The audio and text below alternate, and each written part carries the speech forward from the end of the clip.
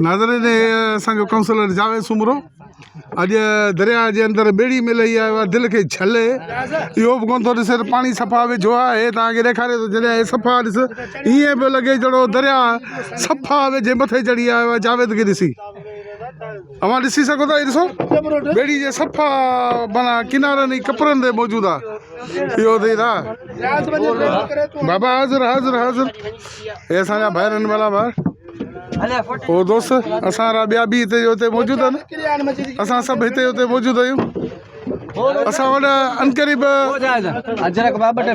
अदा ही असांजो मेज़बान आहे हिन मेज़बान जी वॾी वॾी महिरबानी दिलदार साहिब जी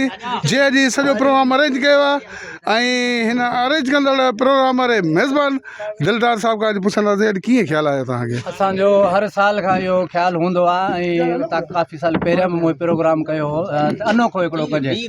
मुख़्तलिफ़ शहरनि में रोडनि ते चौराहनि ते थियनि था असांजो इहो हुयो त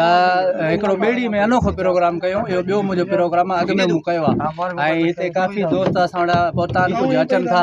हीअ जेको सिंधु दरिया ते 6 केनाल जो इशू हले पियो उन्हनि खे असां इहो ॿुधाइण था चाहियूं त हीअ दरिया असांजो जियापो आहे हिन ते केनाल असांखे नामंज़ूर आहिनि हीअ असांजो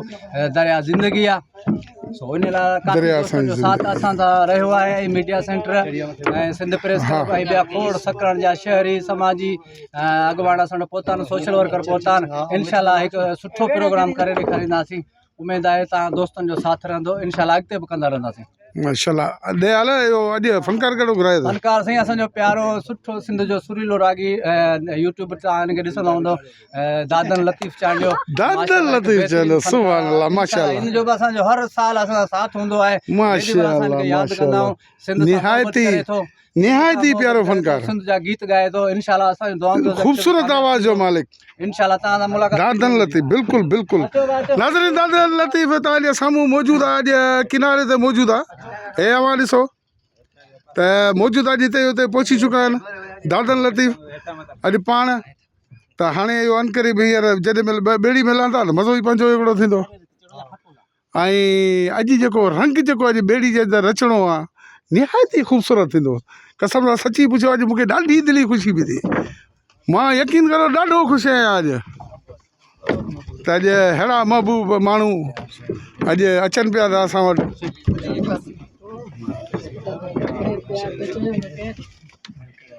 ॾाजो कुझु ॾाजो छा टिप ॾींदो या हेठि ॿई ॼणा हथ हथ में ॾियो बीठा हो